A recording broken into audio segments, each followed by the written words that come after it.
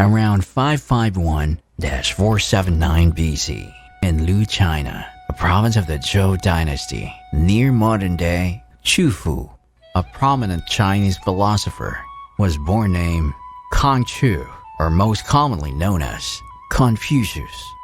He was also known as Confucius, or Master Kong, in China, and was known by the literary name Zhangni.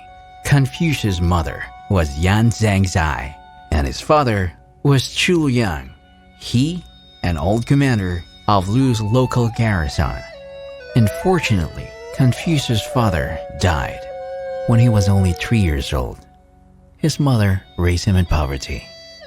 The ancestry of Confucius was traced through the Duke of the Song to the Shang dynasty that preceded to Zhou. Meanwhile, over the years, Confucius began to learn where he was taught by his mother and studied hard. At the age of 15, he decided to spend his life learning.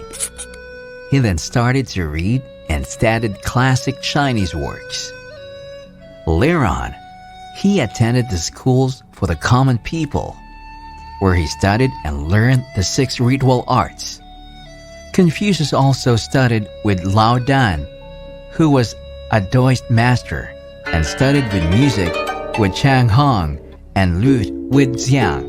As the years went by, Confucius got married to Qi Quan at the age of 19. A year later, his wife gave birth to their first child, their son, Kong Li.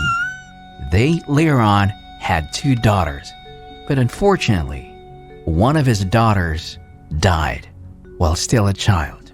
At the age of 23, his mother died, and Confucius was said to have mourned for 3 years as a way of tradition. This video is sponsored by HUION, the global leader in creative tablets manufacturing.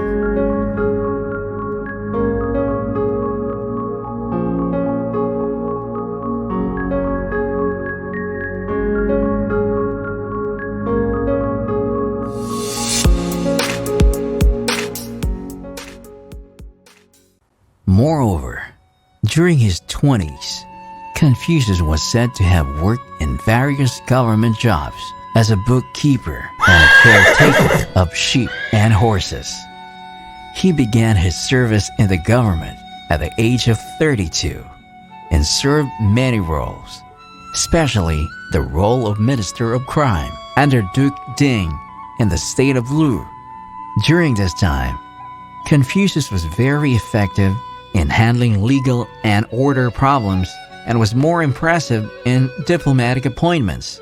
He also makes sure that he and each of the leaders are well prepared for an unexpected situation that may happen. At that time, he also became an advisor, which he advises on how to bring difficult negotiations into a successful conclusion, especially for the rulers of China. However, when Confucius reached the age of 56, he and the Duke fell out over the Duke's excesses. He left the court and has wandered for almost 12 years. But according to the Zhou Chuan, an ancient Chinese narrative, when Confucius reached the age of 68 years old, he returned to home to his native Lu. Upon returning to his hometown, he then established his own school in order to provide students with the teachings of the ancients. His school was open for all classes in the society, may it be rich or the poor. In fact, he did not charge tuition fees, but instead, he just requested a symbolic gift, which was a bundle of dried meat from any prospective student.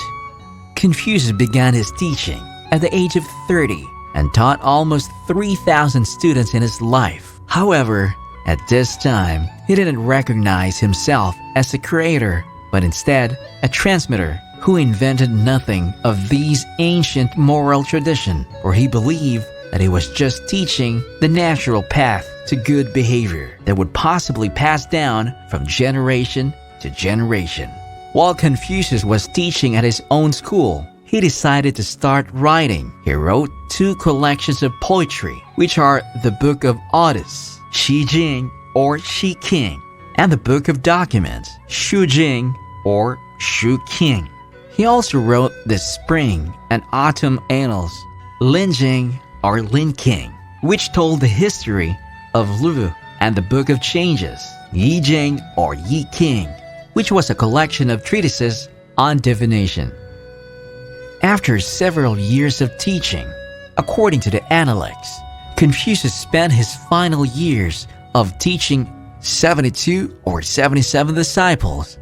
Later on, after the death of his son and his favorite disciple, Confucius died at the age of 71 or 72. He was buried in the Konglin Cemetery, located in the historic part of Chufu in Shandong Province. In his memorial, it has a raised brick platform on the front made for all offerings such as sandalwood, incense, and fruit.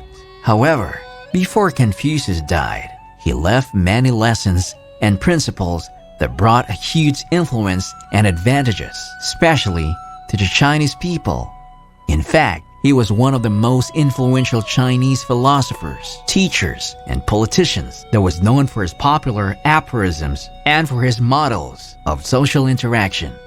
As a philosopher, he contributed greatly to Chinese culture as well as to the other countries. His philosophy is still well known today, known as Confucianism, which emphasizes personal and governmental morality, correctness in social relations, justice, kindness, and honesty. This then became part of Chinese social fabric and lifestyle. Because of his philosophy, he was then recognized as the father of Confucianism.